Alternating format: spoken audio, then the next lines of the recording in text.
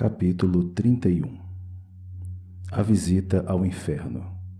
Tempo de partir, tempo de amar, tempo de morrer. Alguns anos haviam passado após a iniciação de Petit. Elion, com sua costumeira disposição para o trabalho, mantinha a supervisão das obras, dava orientações a seus oficiais, cobrava as metas dos companheiros e sempre dispensava uma atenção especial aos aprendizes. A rotina da cidade permanecia praticamente a mesma, embora a população, o número de comerciantes, de peregrinos que vinham à cidade venerar a relíquia sagrada e de cavaleiros viesse aumentando à medida que as obras prosseguiam no imenso templo. Notícias iam e vinham levadas e trazidas pelos três inseparáveis amigos, Heidrun, Zohad e Anwar, através de suas andanças por todo o continente. Nos últimos anos, o assunto que mais trazia curiosidade e atenção a todos os habitantes de Reims, em especial aos clérigos, eram as artimanhas do rei Filipe, juntamente com seu fiel e competente ministro Guilherme de Nogaret, em suas relações nada cordiais com o Papa Bonifácio VIII. Durante anos, o monarca francês e o sumo pontífice fomentaram uma desgastante e insana disputa entre os poderes temporal e clerical. Filipe negava-se a cumprir as determinações papais, principalmente as relacionadas a taxas e a impostos a serem pagos à Santa Sé. O não cumprimento de bulas e de editos passou a ser prática comum pelo monarca francês. Papa Bonifácio, por sua vez, elaborava documentos cada vez mais contundentes em retaliação às posturas adotadas por Felipe. Em 1302, lançou o Unam Sanctam, uma bula que demonstrava a indefectível superioridade do poder clerical sobre o temporal. Felipe, por meio de Nogaret, ousou acusar o Papa de herético perante todo o clero francês. Em 1303, em resposta, Papa Bonifácio VIII excomungou o rei e seu ministro. Em setembro do mesmo ano, sob ordens diretas de Felipe, tropas de cavaleiros lideradas por Nogaret e por Sciarra Colonna, militar da poderosa família italiana Colonna, tradicional inimiga da família Gaetani de Bonifácio VIII, foram a Agnani, uma pequena cidade a sudeste de Roma, onde o Papa se encontrava em retiro. O ministro francês e o militar italiano exigiram que ele renunciasse. Porém, o sumo pontífice respondeu que preferia morrer a renunciar. Em resposta, o inimaginável aconteceu. Sciarra desfere um tapa contra o rosto do Papa. Nos dias que se seguiram, o Papa Bonifácio foi espancado e quase executado, mas foi libertado da prisão em menos de uma semana. Depois desse episódio, ele jamais retornou à vida normal e faleceu em 11 de outubro de 1303. O Papa Bonifácio VIII foi sucedido por outro Papa italiano, Bento XI, que permaneceu no cargo menos de um ano, vítima de um possível envenenamento. Em junho de 1305, Bertrand de Gault, de origem francesa, portanto com todo o apoio do rei Filipe, torna-se Papa com o nome de Clemente V. Em retribuição, de imediato, retirou o edito de excomunhão feito por Bonifácio VIII, que recaía sobre a família real e sobre Nogaret. Filipe IV, que há tempos acumulava desagravos com Jacques de Molay, tinha agora a seu lado na luta contra os Templários o mais poderoso de todos os aliados, o próprio Papa.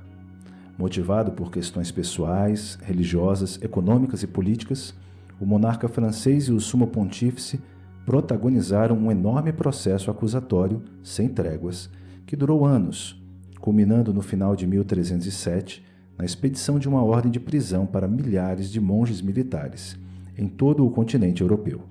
A movimentada feirinha dos camponeses defronte à Catedral de Reims não permanecia incólume frente a todos esses acontecimentos.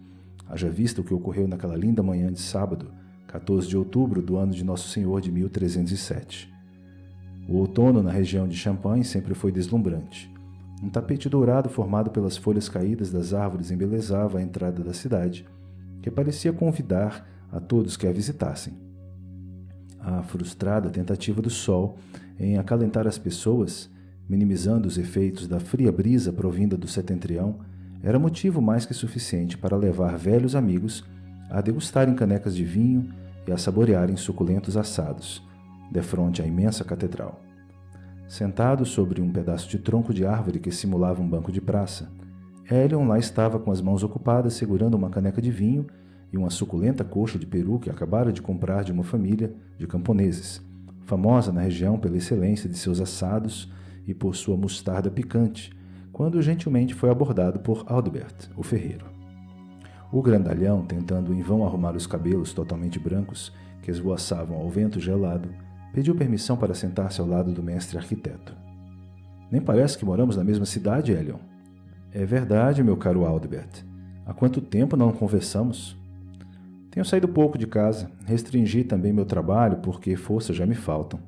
Mal tenho ganhado para comer. A velhice é a pior coisa do mundo, mormente quando vem acompanhada da solidão. Posso oferecer-lhe uma coxa de peru e uma caneca de vinho em nome de nossa tão antiga amizade? Meu caro Elion, sempre tão gentil. É claro que aceito, respondeu Aldebert, indo imediatamente próximo ao braseiro escolher seu assado, pois há muito não desfrutava de algo tão apetitoso. Minha vida está tão solitária e penosa que nessas horas me arrependo de não ter participado da guilda dos ferreiros. Sempre achei que viveria melhor sozinho, principalmente porque minha vida em família foi tão desastrosa. Ao perder minha filha Leonora, decidi me afastar de todos. Até mesmo de Deus, complementou Elion. É verdade, até do Criador. Fiz isso porque ele nunca olhou ou se importou comigo. Não me arrependo. Não preciso dele. Ainda me restaram poucos, mas fiéis amigos como você, meu querido mestre arquiteto. Conheço seu modo de pensar e, embora não concorde, jamais o desrespeitarei e nunca permitirei que um integrante de minha guilda venha desrespeitá-lo por isso. Muito mais importante do que seu jeito de pensar é o seu jeito de agir, e disso sempre fui testemunha. Você sempre foi um homem bondoso, que sempre praticou a caridade de forma desinteressada. Nunca ouvi discriminar pessoas, sempre foi afável de sua maneira, claro, digamos assim, um tanto rude. Não precisa procurar palavras para tentar definir o meu modo de ser. Você não vai encontrá-las, disse o ferreiro. Aldebert, lembra-se daquele domingo em que chegamos de surpresa à sua casa, após a missa, acompanhados do padre dominicano que foi lhe arrancar uma confissão? Como poderia esquecer? O padre saiu de lá horrorizado. Você teve muita imaginação ao inventar todas aquelas histórias tenebrosas ao pobre e inocente padre, relembrou Elion. E quem disse que eu as inventei? Indagou em tom de ludíbrio o velho ferreiro. Os dois riram e brindaram a amizade de sempre para todo sempre. Saúde! Alguns goles e uns bocados de carne assada de javali depois, Aldebert perguntou. Como estarão Itzhak e sua família? Soube que foram em direção às terras do condado de Holanda e de lá tentariam chegar à Inglaterra. Continuam em sua incansável procura por um lugar onde possam viver em paz. Talvez isso só ocorra quando voltarem a Jerusalém e reconstruírem o templo tantas vezes destruído. De que está falando, Elion?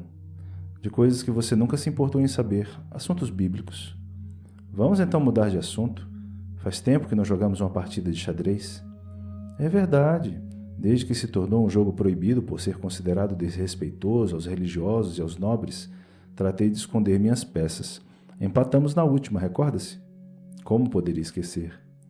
Tenho me dedicado a ensinar Petit a jogar. Ele é talentoso, também no xadrez. Acho que você encontrou definitivamente o filho que sempre quis ter. Acho que sim, meu caro Aldebert. Acredito que em breve haverá um novo casamento em minha família. Isso merece um brinde. Saúde e felicidade à sua família, Elion. Que nossa amizade seja eterna, Aldebert. E suas canecas repletas de vinho chocaram-se acima de suas cabeças, respingando aquele incomparável néctar rubro, fazendo os desajeitados amigos rirem ao celebrar mais uma vez tão fraterna amizade. Muitas canecas de vinho depois, Elion, com um forte abraço, despediu-se de Aldebert e, com passos um tanto imprecisos, dirigiu-se para casa. O velho mestre arquiteto estava feliz, ria sozinho, cumprimentava a todos que encontrava e ao mesmo tempo desculpava-se com aqueles em quem desajeitadamente esbarrava com seus passos cambaleantes. Aquelas canecas a mais eram merecidas. Tudo estava bem na modesta vida de Elion. Sua esposa continuava linda, formosa e ainda muito carinhosa, sabendo despertar desejos joviais do velho pedreiro. Heloise e Sophie constituíram suas famílias e o presentearam com netas saudáveis que enchiam de alegria sua vida. Valérie e Petit estavam prestes a se casar. As obras na catedral mantinham ritmo e qualidade tais que só arrancavam grandes elogios e generosas recompensas dos nobres e dos eclesiásticos. Que mais poderia querer aquele sábio pedreiro? Elion, detentor de inúmeras qualidades, era sobretudo incansável. Apesar de sua idade, de seus muitos quilos a mais, de suas limitações físicas, que vinham se acentuando, mantinha um raciocínio lógico impecável e uma memória extraordinária, que o fazia usufruir com tamanha facilidade de todos os conhecimentos que soube acumular durante a vida. O mestre arquiteto, absorto em tanta felicidade e entorpecido pelo vinho precioso, não percebeu que 3 misteriosos cavaleiros e seus robustos animais o perseguiam, desde o momento em que partira da praça, defronte à catedral. Longe dali, dirigindo-se a um vilarejo ao sul, às margens do rio Vesle, estavam Petit e Valérie. Eles já tinham marcado a data do casamento e procuravam por uma formosa artesã de tecidos para ajeitar os últimos detalhes do enxoval da noiva. Também lá, buscavam por um carpinteiro jubilado de sua guilda para encomendarem o mobiliário da pequena casa construída pelo próprio Petit, sob a rigorosa observação de Hélion, é claro. Petit revelou-se um excelente pedreiro, indiscutivelmente reconhecido por todos como um dos melhores companheiros daquele alojamento. Ainda não sabia, mas após suas núpcias, seria exaltado ao grau de mestre arquiteto, pois Hélion mantinha seu antigo desejo de partir para Avignon, na difícil tarefa de reconstrução da famosa ponte de arcos sobre o rio Ródano. Um grande arquiteto só chega ao ápice de sua longa carreira quando se torna pontífice.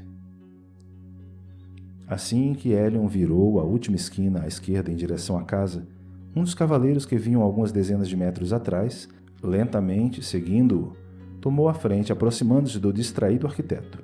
No momento em que o cavaleiro ia dirigir-lhe a palavra, ouviu-se um chamado que só veio confirmar suas suspeitas. — Hélion, mestre Hélion, espere, por favor!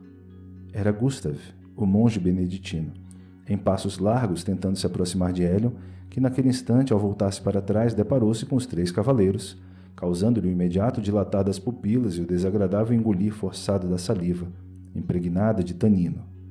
O silêncio reinava absoluto entre o cavaleiro e o pedreiro, quando o monge chegou ofegante.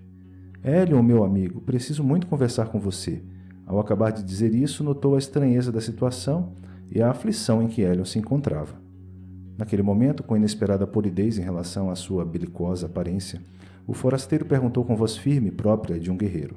— Por favor, diga-me, senhor, estou perante Hélion, o mestre arquiteto da Catedral de Reims? Alguns momentos de silêncio quebrados pelo determinado cavaleiro, agora em tom de imposição. — Responda-me, senhor. — Sim, sou Hélion. O que deseja de mim? Respondeu com a voz trêmula o velho arquiteto. Hélion e Gustav, paralisados perante a intrigante situação, acompanharam o misterioso homem lentamente descer de seu cavalo e ajoelhar-se em frente ao gorducho pedreiro e ao franzino padre. Ao retirar cuidadosamente seu pesado elmo, fez acentuar as expressões de espanto nos rostos de Hélion e de Gustav. — Não posso crer, disse Hélion. — É um milagre, só pode ser um milagre. Fazendo o sinal da cruz e olhando para o céu, exclamou Gustav. — Seus olhos azuis são os mesmos de sua mãe, referiu Hélion. Seus dentes pronunciados me remetem imediatamente às gargalhadas de seu pai. Levante-se, meu filho, dê-me um abraço. Com um tom paternal, Hélion abriu os braços, com os olhos repletos de lágrimas. Antoine viu pela última vez ainda um bebê, mas o reconheceria em qualquer tempo, em qualquer parte do mundo. Você herdou o que seus pais tinham de mais marcante. O que mais recebeu, além de seus bonitos traços, Antoine? A coragem de seu pai? A bondade, a pureza e os sonhos de sua mãe? Perguntou Gustav. Não sei como responder isso, senhores. Pouco sei sobre eles. Pois saiba que dificilmente existirá mulher como Beatrice pela fidelidade a seus princípios e a todos que a amaram. Extremamente emocionado, falou Gustav, fazendo agora o jovem cavaleiro encher os olhos de água. Por favor, senhores, ajudem-me. Estou partindo ainda hoje em direção ao norte. Necessito quanto antes chegar à Inglaterra e de lá à Escócia. Por que tanta pressa, Antoine? Estão em alguma missão especial? Antes fosse, respeitável mestre Hélion. O que está acontecendo, meu filho? Se assim me permitir chamá-lo. Claro que sim, obrigado por sua amizade, por seu carinho. Tenho certeza de que posso contar com a discrição de ambos e principalmente a sua, padre Gustav. O Papa Clemente V, com todo o apoio de nosso rei Felipe, expediu uma bula em vigor desde ontem, 13 de outubro de 1307, tornando ilegítima a ordem dos pobres cavaleiros de Cristo. A todos os integrantes de nossa antiga ordem foi decretada voz de prisão. Por quais motivos? Todos. os imagináveis e os inimagináveis, de sonegação de impostos a heresias e a apostasia, de traições à tolerância não cristã, a judeus, a sarracenos. Todos nós, templários, estamos sendo presos. E sabemos que a partir de poucos dias conheceremos o calor das fogueiras. Por favor, preciso pela última vez ver meu pai e dele me despedir, pois vou para nunca mais voltar a estas terras. Por onde andou todos esses anos, Antoine? Para salvar minha vida, como vocês devem saber, fui entregue por meu pai aos templários em 1295. Levaram-me para Paris, onde cresci no centro das fortificações de nossa ordem, em Marais. Ainda muito jovem, tornei-me cavaleiro e acompanhei nosso grão-mestre Jacques de Molay em grandes viagens nesses últimos 3 anos. Você só tem 13 anos, mas parece um homem feito. Senhores, por favor, tenho urgência em ver meu pai pela última vez. Lamento, mas talvez você tenha voltado a Reims tarde demais. Com pesar, disse Elion. Como assim? O que os senhores têm a dizer sobre meu pai? Chame seus amigos, Antoine. Venha também, Gustave. Vamos à minha casa, onde poderemos conversar em segurança. É uma longa e penosa história. Lá chegando, pediu a Sophie que procurasse por Jean Paul para que ele viesse participar imediatamente daquele inesperado encontro. Em seguida, Elion meteu a cabeça em uma tina de água fria na tentativa de minimizar o efeito de tantas canecas de vinho que acabara de ingerir. Elion, ajudado por Gustave e por Jean Paul, relatou a Antoine com detalhes tudo o que ocorrera com Thomas desde sua chegada a Reims. O sucesso como exímio escultor, as grandes amizades que conquistou, a simpatia que desfrutava entre os habitantes da cidade e dos arredores. Falou-lhe sobre o compromisso quebrado com Heloise e sua partida para as terras de George Luc, a tragédia de seu casamento. Gustave falou-lhe sobre as virtudes de Beatrice. Descreveu a queda da capela, a vinda do tribunal da Santa Inquisição a Reims, a fuga desesperada da família, a morte de Beatrice, o julgamento e a execução de Thomas em praça pública e o desaparecimento dele nas traiçoeiras águas do rio Wesley. Durante o relato, os 3 procuraram sempre ressaltar as qualidades de Thomas, omitindo muitos de seus defeitos. Você visitou nossa catedral, Antoine? Perguntou Elion. Sim, enquanto esperava o senhor conversar com seu amigo coxo, lá na pracinha. É a maior, a mais alta e linda catedral que já conheci. Centenas daquelas estátuas foram esculpidas por seu pai, disse com orgulho Gustave. Antoine realmente era um homem feito, mas, entregando-se aos impulsos de uma infância ainda tão próxima, chorou copiosamente ao ouvir todos aqueles relatos. Poucas pessoas sabem que você sobreviveu, Antoine. Thomas, somente momentos antes de ser levado à fogueira, confessou a Gustave que o entregara aos templários. Há anos guardamos esse segredo, pois tínhamos medo de que Rafael B. fosse em seu encalço. Não sei como agradecer-lhes. Infelizmente tenho que partir. Se não revi meu pai, ao menos tive a oportunidade de conhecer os maiores amigos que possuiu. Com certeza isso amenizou em muito minha tristeza. Naquele momento, Petit e Valérie chegaram à casa de Elion. O que fazem aqui, meus jovens? Pensei que estivessem em viagem ao sul. Não temos explicações para o que aconteceu. Simplesmente tudo deu errado no que planejávamos fazer. Apesar de combinarmos com antecedência, a tecelã viajou, o carpinteiro adoeceu e nossa carroça quebrou. Por horas ficamos esperando que algum viajante fosse para aquela direção e gentilmente nos levasse. E? Nada. As únicas pessoas que encontramos foram as que justamente nos trouxeram de volta a Reims. Não consigo compreender como tudo pode dar errado em um só dia. Alguém poderia me explicar? Talvez Reims fizesse questão de sua presença no dia de hoje, disse com ar de mistério Jean Paul. O que quer dizer com isso, seu velho pedreiro? Perguntou Elion. Sem responder a Elion, Jean Paul dirigiu-se a Petit e cordialmente apresentou-o a Antoine. Tive o prazer de conhecer seu pai, Antoine, e a honra de vê-lo trabalhar com delicados maço e cinzel, criando centenas de belas obras que ajudam a compor todo o acervo de nossa catedral. Nunca vi ou ouvi falar de um escultor mais hábil do que Thomas, disse Petit, com maturidade, com eloquência e com sabedoria, sob os olhares repletos de orgulho de Elion e de admiração de Valérie. O tempo passara, e Petit sempre soube bem aproveitá-lo. Já havia sido elevado a companheiro e se dedicava com afinco aos estudos das artes liberais. Jean Paul, rompendo sua costumeira discrição, olhou para Petit e repetiu algo que há tempos não falava. Ninguém vem a esta cidade à toa. O que está tentando dizer, Jean Paul? Perguntou Petit. Que um dia você saberia por que Reims o chamou, lembra-se, Petit? Todos em silêncio tentavam compreender o que o velho pedreiro queria dizer. Diga o que você sabe, Petite, insistiu Jean Paul. O que você sabe que nós não sabemos, Petite? Perguntou Hélio. Não sei se o que tenho a falar é relevante. A primeira vez que dormia em nosso barracão, após completar minha iniciação, era noite de lua cheia. Fui acordado de madrugada por um barulho que vinha do lado de fora, próximo ao nosso depósito de ferramentas. Fiquei assustado, mas meus irmãos me tranquilizaram dizendo que era apenas o leproso que costumava visitar a cidade à procura de comida. Não controlei minha curiosidade e fui até a janela. Era uma noite com muita neblina que ofuscava a luz do luar, mas consegui vê-lo distanciando-se de nosso barracão com um saco sobre as costas no qual provavelmente colocou tudo aquilo que conseguiu recolher nos lixos das casas. Ao se aproximar de 2 lobos que vinham em sua direção, calmamente atirou longe um pedaço de carne, fazendo os animais desobstruírem seu caminho. Não vejo nada de estranho em seu relato, falou Hélio. Na verdade, eu já tinha visto muitos leprosos cruzando a floresta em noites de lua cheia quando lá morava. Apesar de nunca ver seus rostos, conhecia a todos, afirmou Petite. O que está querendo dizer com isso?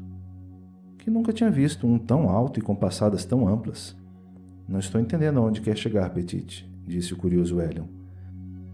Pois bem, na manhã seguinte fui ao nosso depósito de ferramentas e dei por falta de algo que Jean Paul lá guardou, e isso passou despercebido por todos nós. O que seria, Petite? O embornal com as ferramentas de Thomas. Desde quando você guardou o embornal de Thomas, Jean Paul? Em tom de cobrança perguntou Hélio. Desde o dia em que ele se entregou ao tribunal da Santa Inquisição. O que você está tentando concluir, Petite? Perguntou Gustave. Que talvez Thomas ainda esteja vivo. A apreensão tomou conta de todos, e inúmeras questões foram levantadas. Estaria Thomas vivendo junto aos leprosos? Ora, não haveria local mais seguro. Por que um leproso viria buscar as ferramentas? Como as encontraria num barracão onde se encontravam inúmeras delas? Acalme-se todos. Não pode ser Thomas. Ele temia muito os lobos, lembrou Gustave. Só temem lobos quando se teme a morte, falou Antoine. Essa afirmação do jovem templário impôs um longo momento de silêncio entre eles, que apenas se entreolhavam boquiabertos. Onde fica essa vila de leprosos? Perguntou o determinado Antoine. Você jamais conseguirá lá chegar se não estiver em minha companhia, com altivez e com destemor, falou Petite. Todos novamente se entreolharam e, em questão de minutos, partiram os 3 cavaleiros templários acompanhados de Petite, de Hélio, de Jean Paul e de Gustave, em desenfreado galope na direção de um lugar que, como se falava pelas ruas de Reims, jamais fora visitado, quer por Deus, quer pelo diabo. Há quem diga que o céu e o inferno podem não estar assim tão longe das pessoas. Esse pensamento deve ter sido criado por alguém que viveu pelos arredores de Reims, no século XIII. Pouco tempo de cavalgada, uma curta travessia por dentro das florestas ao norte, e os 7 impetuosos aventureiros começaram a adentrar em uma pequena vila, à primeira vista igual a tantas outras da região. Margeando um afluente do rio Vesle, o povoado era composto por cerca de 15 pequenas casas de pedra. Parecia estar abandonado, não se via ninguém, nada se ouvia. Um a um, desceram de seus cavalos, e Gustave resolveu quebrar o silêncio. Boa tarde. Vimos em paz. Nada temam. Precisamos de ajuda. Gustave, com mais ênfase, voltou a falar. Por favor, ajudem-nos. Estamos procurando por Thomas Hardstone. Alguém sabe algo sobre ele? Alguém o viu? Naquele momento, ouviram o barulho de uma matraca vindo da 3ª casa à direita. Deram uns poucos passos naquela direção e pararam. Novamente, a matraca soltou seu estridente som e Gustave decidiu aproximar-se até a porta da pequena casa de pedra. Alguém, envolto em pedaços imundos de pano, com voz rouca, possivelmente masculina, perguntou: Thomas Hardstone? Sim, Thomas Hardstone. Onde podemos encontrá-lo? Perguntou o ansioso Gustave. No cemitério. No cemitério? Oh, meu Deus, e onde fica? No alto da colina. Antoine olhou para todos e imediatamente recebeu gestos de concordância para que subissem à colina e fizessem uma última homenagem a Thomas. Assim que lá chegaram, depararam-se com um número enorme de lápides. Dezenas, talvez centenas, identificando covas de infelizes morféticos devorados em vida pela pior de todas as doenças. Para muitos e por muito tempo, A lepra foi considerada uma doença da alma. Os 7 visitantes dispersaram-se a fim de encontrar o túmulo de Thomas. Todos ficaram impressionados pela beleza e pela perfeição das lápides esculpidas em monolitos. Gustav rapidamente percebeu que centenas delas foram esculpidas por Thomas. Elion e Jean-Paul tinham toda a certeza disso, pois identificaram em todas elas a intransferível marca de tarefeiro de Thomas, esculpida no verso das lápides. Chamaram Antoine e mostraram-lhe os detalhes de perfeição que sempre acompanharam todas as esculturas de Thomas. Continuaram procurando até que Petit chamou todos. Venham, encontrei-a! Todos puderam ler a inscrição. Thomas Hardstone, 20 de agosto de 1276, Newcastle. Traço pontilhado, Reims. Estranho. Na lápide não foi inscrita a data de sua morte. Apesar disso, é uma escultura perfeita, tão bela quanto as de Thomas. Quem poderia tê-la feito? Perguntou Jean-Paul. Deixe-me ver se consigo descobrir. Falando isso, Elion abaixou-se para inspecionar o lado de trás do monólito. Não posso crer. O que foi, Elion? Quem esculpiu a lápide de Thomas? O próprio. É lógico, tudo faz sentido. Ele esculpiu sua própria lápide pouco antes de morrer e infelizmente não pôde completar o serviço. Naquele momento, uma voz trêmula e rouca, ouvida nas proximidades de um frondoso carvalho, fez todos se arrepiarem. Você está enganado, Jean-Paul.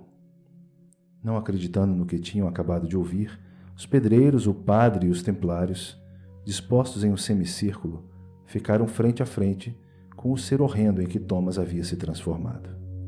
Parte dos ossos do crânio estava à mostra, expostos pelo escalpo que a lepra lentamente arrancou do couro cabeludo. Na ausência do olho direito, um pedaço de pano cobria a órbita oca. Seus dentes intactos estavam ainda mais proeminentes, devido à magreza e à falta de todo o lábio superior. Dezenas de formigas carregavam pedaços de cabelos e de pelos, em um interminável vai e vem, através dos trapos imundos e fedorentos que tentavam recobrir o que restou do musculoso pedreiro. Com dificuldade para se fazer entender, Thomas, apesar da babugem que escorria através do que restara de seu lábio inferior, esforçava-se em falar com seus irmãos. Não se aproximem, por favor.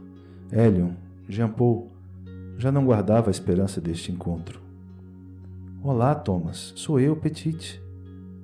Como você cresceu. Thomas, veja bem, este é Antoine, seu filho, disse emocionado Elion. Antoine, você está vivo? Precisava, por fim, desta certeza. Pai, você salvou minha vida. Sempre soube disso e sou-lhe eternamente grato. Vim para me despedir, não poderia partir sem vê-lo, pelo menos uma única e última vez. Para onde vai, meu filho? Estou de partida para a Escócia. O Papa Clemente V, com o apoio do rei Filipe IV, está perseguindo todos os templários. Por que Escócia? Robert Bruce foi excomungado por Clemente V, após ter assassinado um nobre dentro de uma igreja. Como não deve mais obediência ao Papa, está nos aceitando em suas terras. Vá, meu filho. Assim que chegar lá, procure pela família Sinclair. Quando puder, vá a Newcastle e se apresente à nossa família. Você é um legítimo Hardstone. Oh, meu pai, o que o destino fez de você? O destino? De nada posso culpá-lo, Antoine. Sou o único responsável pela catástrofe que se tornou a minha vida, e o único culpado pela infelicidade de todos os que um dia me amaram. Fui ingênuo e prepotente ao tentar ganhar o mundo com a única virtude que tive em toda a minha vida, saber manejar um maço e um cinzel. Fui estulto ao desprezar a régua da justa medida. Pai, por favor. Preciso desabafar. Desde jovem tornei-me dono absoluto de meu destino, porém completamente dominado pela ambição, cego pela minha ignorância, embriagado irreversivelmente por uma desmedida vaidade. Minhas paixões vendaram meus olhos e fizeram-me trilhar os caminhos tortuosos da incoerência e da mesquinhez. Como não bastasse, fui idiota o suficiente em não dar ouvidos aos irmãos que sempre estiveram ao meu lado, tentando resgatar-me das trevas em que sempre vivi. A ganância me cegou, a soberba me ensurdeceu. Acalme-se, Thomas, você está muito fraco, recomendou Gustav. Helion e Jean-Paul, preciso contar-lhes a minha verdade. Thomas tinha grande dificuldade em falar, porém a extrema curiosidade em ouvi-lo fez com que Helion e Jean-Paul se aproximassem dele, não se importando com o odor fétido que exalava do que restara do grande escultor que começou a relatar. Nunca fui um mestre arquiteto. Não saí de Newcastle recomendado para trabalhar na Catedral de Reims. Vim, sim, fugido da Inglaterra após arrancar os segredos de mestre de um jubilado arquiteto nos arredores de Londres. Isso ocorreu aos meus 20 anos. Desde aquela época já era completamente tomado pela ganância. Juntei-me a 2 companheiros.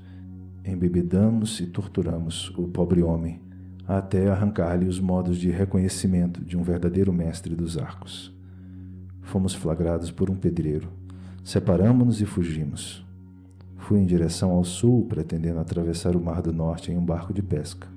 Porém, uma perseguição implacável iniciou-se em meu encalço. Eram os lobos da história que sempre contavam na feirinha da cidade? Lembrou Petit. Não eram lobos, meu ingênuo Petit. Eram sim 15 mestres arquitetos munidos de tochas perseguindo-me. Eu quebrara um dos principais juramentos de nossa guilda e sabia exatamente qual seria meu destino. Os pedreiros livres sempre foram implacáveis com os perjuros. Por isso, preferi pular daquela falésia e me esfacelar nas rochas, fazendo meu corpo desaparecer no fluxo e no refluxo das ondas do mar. Isso seria melhor do que ter o corpo esquartejado e dependurado em postes pelas entradas da cidade. Mas parece que Deus resolveu me dar uma segunda chance. Naquela longa noite enfrentei a terra em tremor. Fui mais veloz que o vento e dominei toda a água contida naquela imensa onda, milagrosamente saída do nada. Cheguei a Reims decidido a tudo esquecer e recomeçar minha vida. Infelizmente, contrariando nossas tradições, não passara pelas chamas purificadoras do fogo. Por isso reconstruí minha vida fincando alicerces no lodaçal da mentira. Helion, eu nunca estive em uma caverna para de lá retirar uma pedra bruta e depois desbastá-la. Nunca me preocupei em usar uma régua, um compasso, uma corda de 12 nós, um esquadro. E mesmo assim, ludibriando a todos, tornei-me um mestre roubando os segredos de um velho irmão indefeso. Fui durante toda a minha vida um homem de uma só virtude e de muitos vícios. A ganância, a vaidade e a ignorância tornaram-me escravo de seus nefastos poderes. Um dia, troquei tudo o que você me ofereceu, Helion, até mesmo sua filha e a chefia do seu alojamento. Tudo pela pretensão de me tornar rico e respeitável junto a um senhor feudal que, impiedosamente, destruiu a única pessoa que amei em toda a minha vida. Não me arrependo de ter matado George Luke, porque quando o fiz eu já era um homem morto. Com extrema dificuldade, Thomas continuou falando. A lápide com meu nome foi feita por mim. Esculpi-a assim que fui buscar minhas ferramentas em uma noite de lua cheia em nosso barracão. Minha cova está pronta desde então. Há 12 anos espero minha morte. Hoje pude compreender por que Deus tanto me fez esperar. Faltava um derradeiro encontro com meu filho e uma redentora confissão aos meus irmãos. Tentando se dirigir ao monge beneditino, Thomas prosseguiu. Gustav, aqui não há anjos sorridentes, nem vitrais coloridos cheios de luz. Não há música nem canto. Não oramos, pois temos certeza de que ninguém nos escuta. Aqui não há esperança. Não há um longo e tortuoso labirinto para Jerusalém celestial. Aqui é o atalho para o inferno. Acalme-se, Thomas. Há 12 anos deixei de esculpir anjos e santos para esculpir lápides. Com a cabeça pendente para frente e com dificuldade para falar, Thomas continuou. Nada fiz na minha vida a não ser correr atrás do vento. O que está dizendo, pai? Não estamos entendendo. Correr atrás do vento, repetiu Thomas com a voz ainda mais fraca. Vamos tentar levá-lo para dentro da casa em desespero, falou Antoine. Naquele momento, Antoine, segurando Thomas pela mão direita e Gustav pela mão esquerda, tentaram levantá-lo, mas o sórdido aconteceu. Meu Deus! A carne desprende-se dos ossos. Com pavor, disse Antoine. Vocês não entendem. Deixe-me sobre minha cova, que minha carne volte à terra como assim era antes. Mas tenho certeza de que minha alma não voltará a Deus que a concebeu. Ele me ofereceu todo o tempo do mundo. Tempo para crescer, tempo para trabalhar, tempo para abraçar os amigos, tempo para amar uma mulher e tempo para ter um filho. Eu não só desperdicei o tempo, mas o contrariei inúmeras vezes. Agora chegou o tempo de morrer.